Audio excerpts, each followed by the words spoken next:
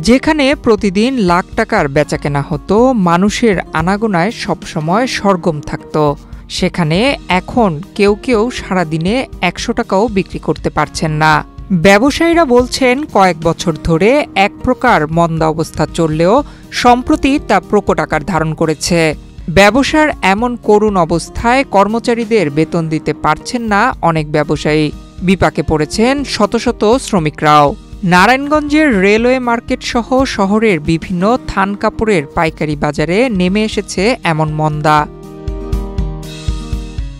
স্থানীয় ব্যবসায়ীরা বলছেন বিপুল অঙ্কের টাকা বিনিয়োগ করেও এখন সবাই লোকসানে।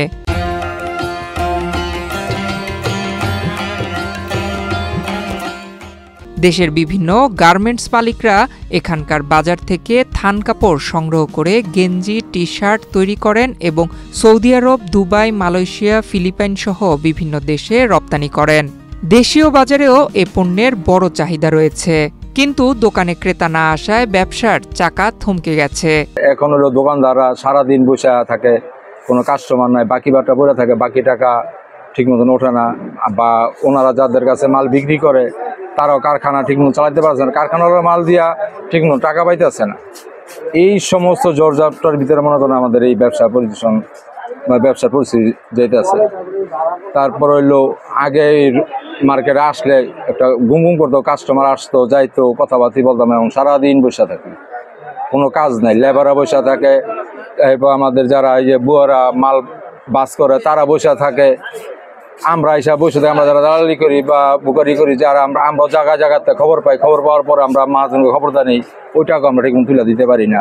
বিগত কয়েক বছর ধরে বিক্রি কমলেও সম্প্রতি তা ভয়াবহ রূপ নিয়েছে বলে জানাচ্ছেন ব্যবসায়ীরা। তাদের ভাষ্য, আগে মাসে 10 থেকে 20 টন মাল বিক্রি হলেও এখন 3 টন মালও তুলতে পারছেন না। এ কারণে অনেক ব্যবসায়ী ঋণের বোঝায় জর্জরিত, আর শ্রমিকরা পড়েছেন আয় অনিশ্চয়তার মুখে। গত বছর এমন সময় আমাদের ব্যস্ততা খুবই ছিল।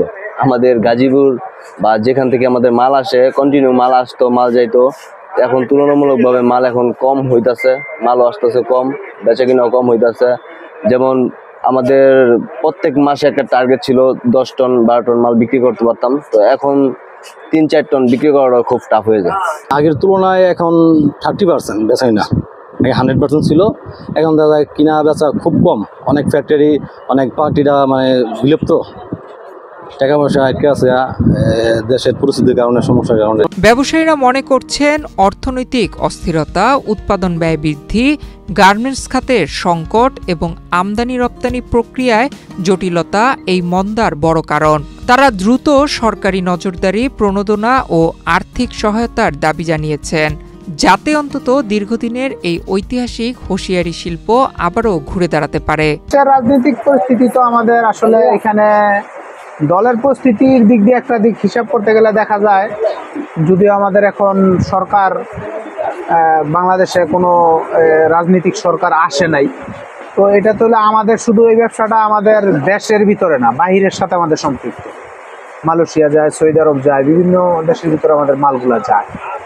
এখন আন্তর্জাতিক বাজারেই একটু মন্দা। আমার মনে হয় বাংলাদেশের ভিতরে যদি কোনো একটা দলীয় সরকার আসে, হয়তো ওই সময় একটু চেঞ্জ হইতেও পারে, পরিস্থিতির কারণে অনেক সময় অনেক কিছু পাল্টায় যায়।